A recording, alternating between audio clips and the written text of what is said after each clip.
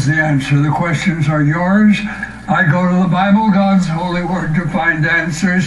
Good questions again today, and let's get to the first one right now. Was Luther right that the Pope was Antichrist? No, Luther was not right.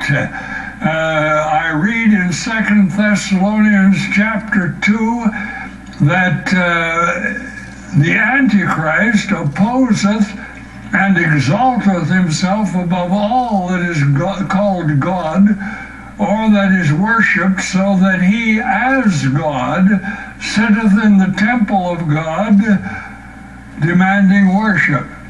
No bishop of Rome has ever claimed to be God. They call themselves the vicar of Christ here on earth, but no, Luther was wrong when he said that the Pope could be the end time Antichrist. Now let's get to the second question. Will we shave in heaven? Well, this could be a comedy question. It implies that in heaven we will have physical bodies, just as we have physical bodies now. Our resurrection bodies, according to 1 Corinthians chapter 15, well, these physical bodies are sown in corruption. They are raised in incorruption. They are sown a natural body. They are raised a spiritual body. Natural bodies, of course, require haircuts and shaves. Spiritual bodies, as far as I know, do not need sleep, and do not need medicine, and do not need haircuts. And now let's get to question number 3.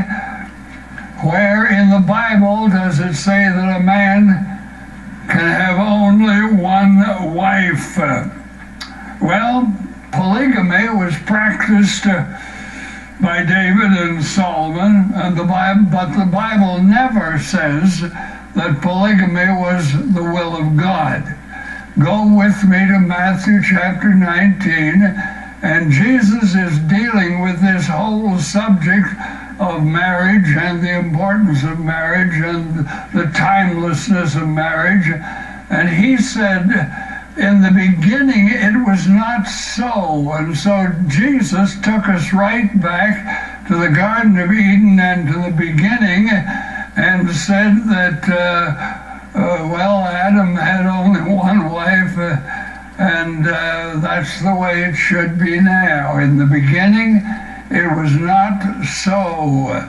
So polygamy is not according to the Bible.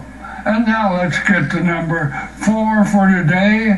Are we judged when Jesus comes or soon after death? The New Testament talks about the white throne judgment in Revelation chapter 20.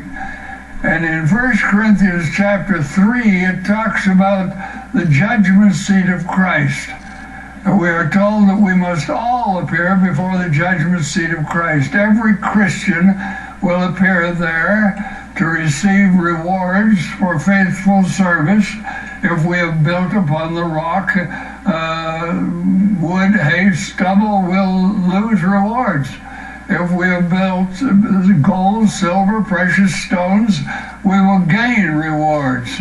And so the judgment seat of Christ is where Christians will appear to answer for their service for God and will receive our rewards. And of course, that will have to take place before the millennial reign of Christ, because we will rule and reign with Christ during that period of time.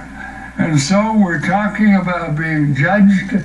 Christians will never appear at the white throne judgment, but Christians will appear at the judgment seat of Christ to answer for our service for Christ. I trust that answer has been a blessing to you.